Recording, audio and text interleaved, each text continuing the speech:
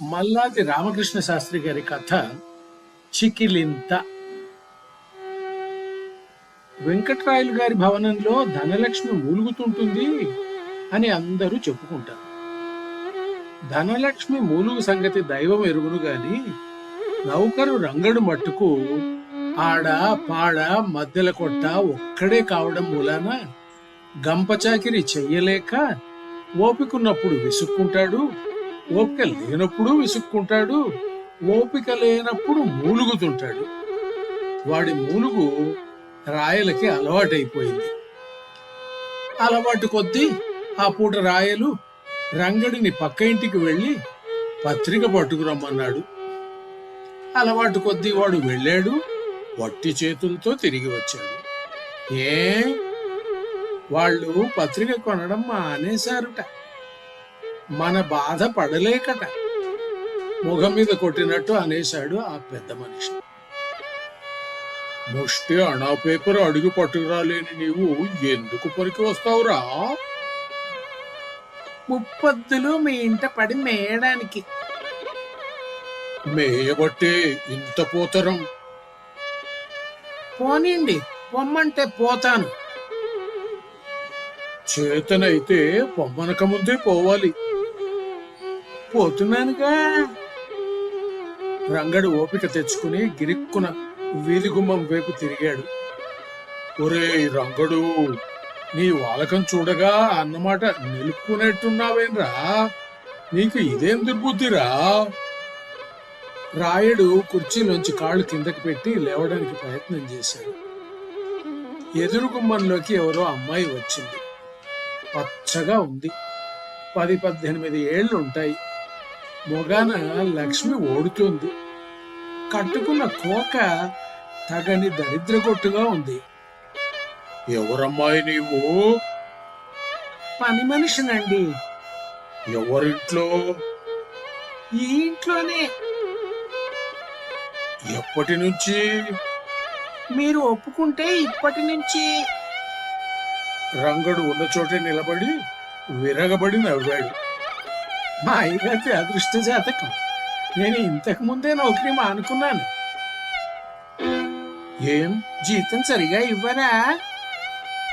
అసలు ఇచ్చిందప్పుడు ఇన్నేళ్ల ఎర్రని ఏగాని కళ్ళ చూడలేదు. ఉన్న నౌకరీ ఊడితే ఈ వయసులో అన్నం ఎట్లా? సన్నాసుల్లో కలిసిపోతాను. మంచి ఆలోచనే. కలిసిపోగానే నాకు కార్డు ముక్క రాసేయి. తెరపు చేసుకుని వచ్చి నేను వచ్చి కలుస్తాను. రాయుడు వాళ్ళ మాటకు అడ్డం వచ్చాడు. అమ్మాయి, నీకు నౌకరీ ఎందుకు? ఉద్యోగం పురుష లక్షణం అన్నారు భారత ప్రభుత్వం వారు. అయితే పోయి వారినే అడుగు. అడుగుదామనుకున్నాను కానీ ఇంతలోనే ఇది ప్రజాప్రభుత్వం అన్నమాట జ్ఞాపకం వచ్చింది. ఏ రాయి అయితేనేం పళ్ళూడు కట్టుకునేందుకు, మీరు ప్రజలే కదా అని వచ్చాను. కూత ఘనంగా ఉందే. వచ్చిన దోవనే దయచేయి. ఇంతలో రాయల భార్య నాగమ్మ రంగడి మీద పొల్లు కేకలు ఎట్టుకుంటూ అక్కడికి వచ్చింది. అలా దుంగల్నే ఒక్కడ నిలబడి ఉండకపోతే కూరెవరు తరుగుతారనుకున్నావురా? అయ్యగారు, నేను నౌకరీ మానేశానులేండమ్మా. ఆ నౌకరీ నాకిప్పించండమ్మా. తరగడంలో నేను మొనగాడిని అని అందుకుంది ఆ వచ్చిన అమ్మాయి. నీవెవరు? అమాయకులందరూ నన్ను అభం శుభం తెలియని ఆడపిల్ల అంటారు. ఆడపిల్లలందరూ అచ్చం మొగరాయుడు అంటారు. ఎవరేమన్నా పడేందుకు ఓపిక లేక ఇలా పరిగెత్తుకుంటూ వచ్చి ఇక్కడ తేలాను. నీ పేరేమిటి? ఇన్నాళ్ళు రోజుకో పేరు. ఇవాళ మీరేం నామకరణం చేస్తారో? ఇన్నాళ్ళు ఎలా బతికావు? మునుపు తిన్న తాయిల్లాలు మనసులో నెమరు వేసుకుంటూ పండుగ నాడు పబ్బన్నాడు మీలాంటి వాళ్ళ లోగిళ్ల ముందు నిలవబడి గారెల వైపుడు గుమాయించే గాలి పీల్చుకుంటూ గాలి పీలుస్తూ బతకమట్టే కన్నుల పండుగగా ఉన్నావు మా తల్లి.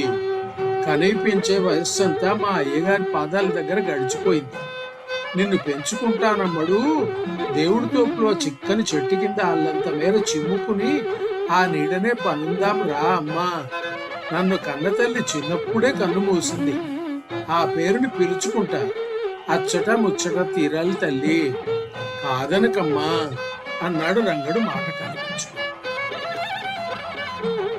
ముష్టి అనా పేపర్ కాగితం అడిగి తెలియని వాడివి ఆడపిల్లనేం సాకుతావురా అని ధుమధుమలాడాడు రాయుడు. చూస్తారుగా, రా అమ్మా రా, అక్కడ నుంచుంటే లాభం లేదు. అయ్య పెట్టాడు, అడుగు తినానివ్వడు అని అడుగు ముందుకు వేశాడు రంగడు. రాయుడు కుర్చీలోంచి ఒక్క దుముకి, ముష్టి నీ పెంపకమేమిటి?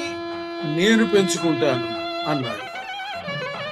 అమ్మాయి ఊహు అన్నట్టు తల ఊగించింది. అంత మాట మీరనరాదు, నే వినరాదు. కనీ పెంచే తల్లి ఇంట మహాలక్ష్మి ఉండగా ఈ తలకు మాసిన దాన్ని పెంచుకోవాల్సిన అవసరం ఏం వచ్చే? ఏం తాత, ఈ ఇంట ఎన్నడూ తొట్టెకట్టలా, భోగిపళ్ళు పోయేలా, ముద్ద కుడుములు ఇయ్యలా, అన్నం పున్నం లేకుండా అంత నిప్పచ్చరంగా కాస్పలం చేస్తున్నారంటావా అయ్యగారు అని గదమాయింపుగా మనసు చెరుక్కుమన్నట్టు అయ్యో పాపం అని వాపోయేటట్టు, వీళ్ళది ఇలాంటి పుటకేమో అని విసుకుపోయినట్టు, భూమి మీద ఇలాంటి మనుషులు కూడా ఉంటారా అని ముక్కు మీద వేలేసుకున్నట్టు, చెంప పెట్టినట్టు మృదువుగా అడిగింది. రంగడు నోరెత్తాడు. రాయుడు పీక నుముతానన్నట్టు ఉరిమి చూచి చేయి జాపి పంజా విప్పాడు. ఆ అమ్మాయి కనురెప్పైనా కదిలించకుండా రాయుడిని పసిపిల్లవాడిని చూసినట్టు చూచి పక్కన నవ్వింది. పైకి భీకరంగా ఉండేవాళ్ళు పరమ పిరికి వాళ్ళు.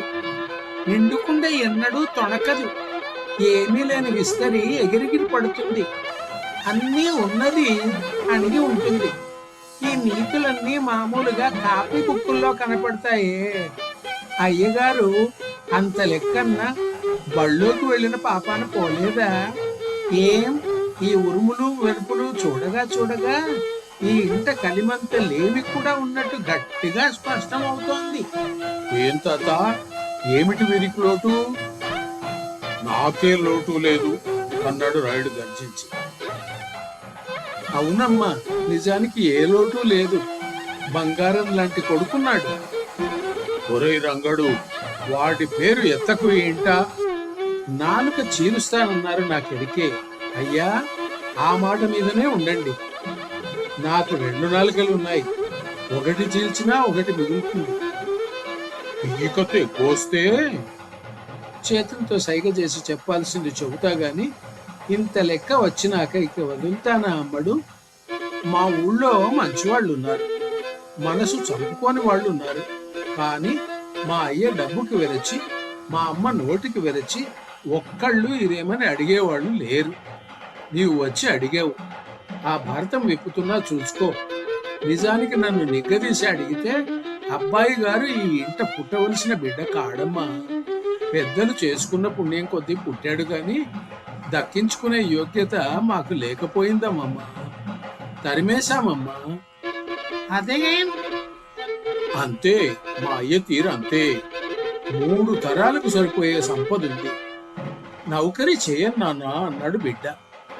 అంతా నా స్వార్జితం. కూచుని మేసేందుకు నౌకరీ చేయకపోతే బయటికి నడవరా నాన్న అన్నాడు అయ్య. అంతే, మాట పడి ఒక్క నిమిట్ ఈ ఇంట్లో ఉండలా బిడ్డ. వచ్చి మంచినీళ్ళన్నా ముట్టలే. కట్టు బట్టలతో తలంచుకుని దారి పట్టాడు. నీవు అడ్డం వెళ్ళలేకపోయినావా తాత? ఎందుకు అమ్మడు? బిడ్డకు ఈ యమచర వదలకుండాలనా? బయటికి పోయాడో బాగుపడ్డాడే. బాగుపడ్డాడంటావా? ఢంకా మీద దెబ్బ కొట్టి చెబుతా. ఎంత కలికాలమైనా ఉన్నాడని నమ్మిన వాడికి నిదర్శనం ఇస్తూనే ఉన్నాడు మా దైవం. ఆ బిడ్డే బాగుపడక అడవులు పట్టి అల్లాడిపోతే పట్టపగలు చుక్కలు రాలవు, మున్నీరు ఏకం కాదు, భూమంతా వరదేసుకుపోదు. ఎక్కడున్నాడంటావు? ఎక్కడున్నా చల్లగా ఉంటాడు.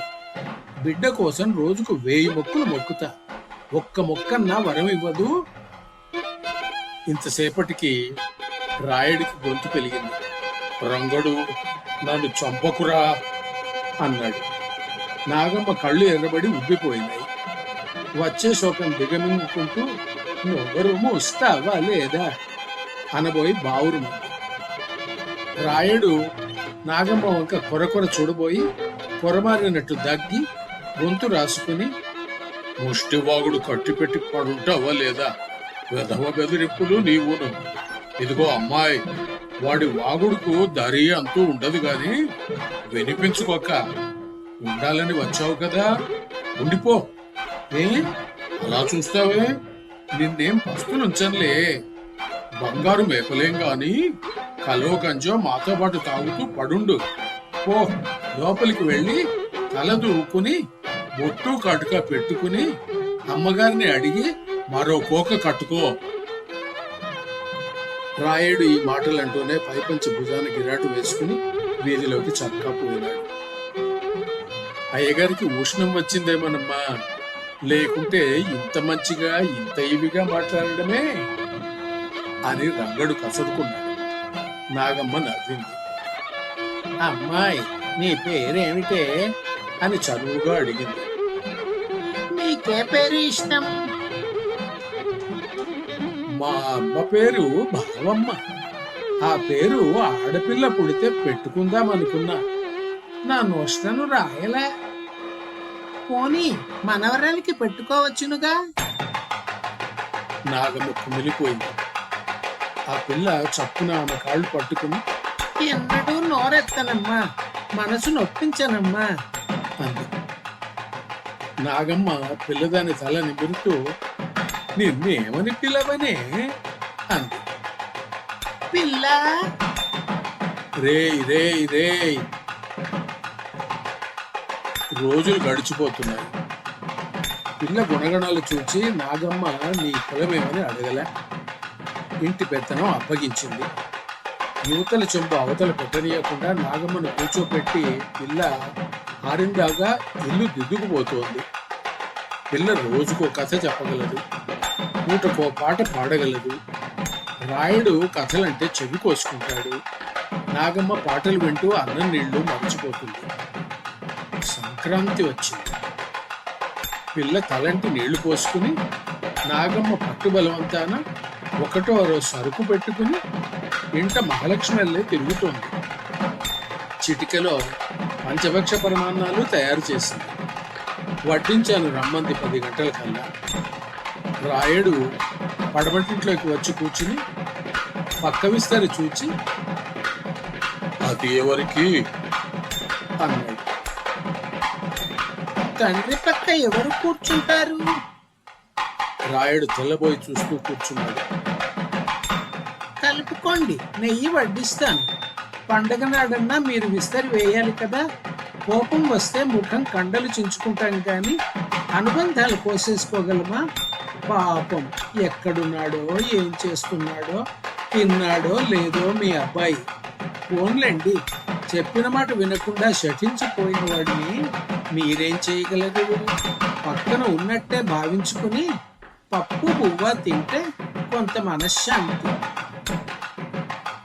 రాయుడు అన్నం మీద వేసిన చెయ్యి వెనక్కు లాక్కుని అంత ఎత్తున ఎగిరిపడి, ఓ బయటికి పో అని అరిచాడు. నాగమ్మ పరుగున వచ్చి పిల్లని కౌగిలించుకుని, నీవు పోతే నూతిలో పడతా అంది. రాయుడు గది తలుపు బిడాయించుకుని ముసుగెట్టుకున్నాడు. పిల్ల ఒకసారికి 10 సార్లు గుమ్మంలో నించిన బ్రతిమాలి. పులకల పలకల. నాగమ్మ పిల్ల కనబడడంతోనే బావురుమంటుంది. రంగడు మట్టుకు డొక్కలు దించుకుపోతున్నా గుక్క చల్లగా గుక్కడి మంచినీళ్లు తాగుతూ, నా సామి రంగా, ఇన్నాళ్లకు నా కళ్ళు చల్లబడ్డాయి అమ్మడు అని జపం చేస్తున్నాడు. 1 గంట అయ్యింది. మబ్బేసింది. ఒక చినుకు పడ్డది. అబ్బాయి వచ్చాడు. అమ్మా అన్నాడు. నాగమ్మ దిక్కులు దద్దరిల్లిపోయేటట్టు ఆవురుమంది. రంగడు చిందులు తొక్కుతున్నాడు. రాయుడు గది తలుపు బద్దయ్యేటట్టు మోగించాడు. రాయుడు తలుపు తీశాడు. బిడ్డ తండ్రిని పలుకరించాడు. ఏమీ జరగనట్టు, ఏమీ ఎరగనట్టు, ఇల్లు విడిచిపోయినట్టు, కలతలే లేనట్టు క్షణంలో కలిసిమెలిసిపోయాడు. అందరూ భోజనం చేశారు. తల్లి కొడుకును దగ్గర కూర్చోబెట్టుకుని 1,00,000 ప్రశ్నలు వేసింది. ఒక్కదానికి సమాధానం చెప్పకుండా ఆ పిల్ల ఎవరమ్మా అని అడిగాడు. పని మనిషిని అని పిల్ల నదురు బెదురు లేకుండా జవాబు చెప్పింది. అలా అనుకుంటే మా కళ్ళు పోతాయి. ఎవరో ఏమో అడిగినా చెప్పదు. ఓనాడు వచ్చింది, ఉండిపోయింది. నా తల్లే చేసేది, మళ్ళీ ఈ పిల్లే చేస్తోంది నాకు పోషణ. మన ఇంటికి లక్ష్మి వచ్చిందిరా నాయన, నా తండ్రిని నాకు ఇచ్చిందిరా తండ్రి.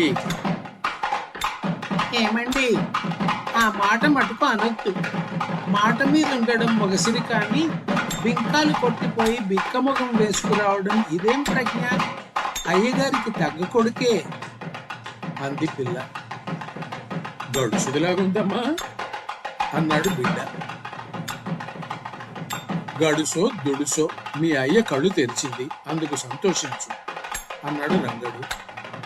అమ్మాయి, నీకు పెళ్లి అయిందా అన్నాడు రాయుడు ఉన్నట్టుండి.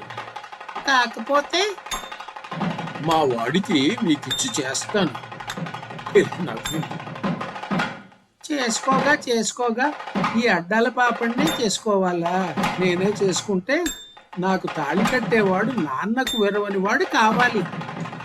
మా వాడు అంతేనమ్మా, నన్ను నా డబ్బుకు టోలీ కింద కట్టి చక్కా పోయినాడు. పోయినవాడు పోకుండా తల వంచుకు వెళ్ళిన త్రోవనే మళ్ళీ దయచేశాడు కదా. ఇక బుద్ధి వచ్చింది. మీ చెప్పు చేతుల్లో ఉంటాడు. ఏరిన పిల్లను కట్టుకుంటాడు. పెళ్ళానికి కానీ మల్లెపూలు కావాలన్నా మీకు ప్రాధేయపడతాడు. అంతేనా? ఏమండోయ్, ఇలాంటి వాడిని కట్టుకునేందుకు ఆడపిల్లలు కానీకి 3 చొప్పున బజార్లో చవగ్గా దొరకడం లేదు. నా ఎరికలో మీ వాడికి పెళ్ళయ్యే యోగం లేదు అని గట్టిగా గదమాయించింది పిల్ల. 1,00,000 రూపాయలు ఇచ్చి కట్టబెట్టినా నాకు అక్కర్లేదు అని రెట్టించింది. అమ్మా అమ్మా, అంత మాట అనకమ్మా. నా బిడ్డ గుణగణాలు నీకు తెలియవమ్మా. కోటిలో ఒకడమ్మా అని బ్రతిమాలింది నాగమ్మ. అంటూ చప్పున కాళ్ళు పట్టుకోబోగా పిల్ల ఎగిరి పక్కకు గంతేసి అత్తయ్యా అంది. నాగమ్మ తెల్లబోయింది. బిడ్డ పక్కున నవ్వాడు. రాయుడు అని మూలిగి బిడ్డ వంక చూచి అంటే అన్నాడు. మీ కోడలన్నమాట అన్నాడు బిడ్డ. రాయుడు వినడంతోనే ముఖ కవళిక నచ్చాడు. ఇదా నీ ప్రతాపం? ఎలా పోషిస్తావురా? మనకు ఆ బాధ లేదు నాన్న, ఈ పిల్ల పోషణలో ఉన్నాను. అత్తగారు స్థుతిమంతులన్నమాట. కాదండి మామగారు, మీతో పోలిస్తే గర్భదరిద్రులు. అల్లుడికో 1000 రూపాయలు జీతం. దాంతో ఏదో ఓ పూట తిని ఓ పూట తినక పిల్ల అంత వాడిపోయినావట్రా నాన్న అంటూ రాయుడు కొడుకుని కౌగిలించుకునేందుకు ఉద్యుక్తుడైనాడు. బిడ్డ ఒక అడుగు వెనక్కు వేసి ఆగు, నీకు అర్హత లేదు అన్నాడు. రాయుడు ఎంతో చిన్నబుచ్చుకున్నాడు. అదేమిట్రా నాయన అని అతిదీనంగా అడిగింది నాగమ్మ. పిల్ల అత్తగారి దగ్గరకు చేరి రహస్యంగా, మరేం లేదు అత్తయ్య, మీ అబ్బాయిది చంక వేసుకునే ఈడు కాదు కదా.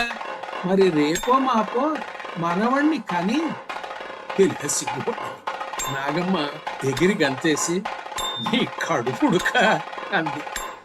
రాయుడు ముఖం చిట్లించుకుని బిడ్డతో, ఒరేయ్, నీకు పిన్నంతరం పెద్దంతరం లేదురా.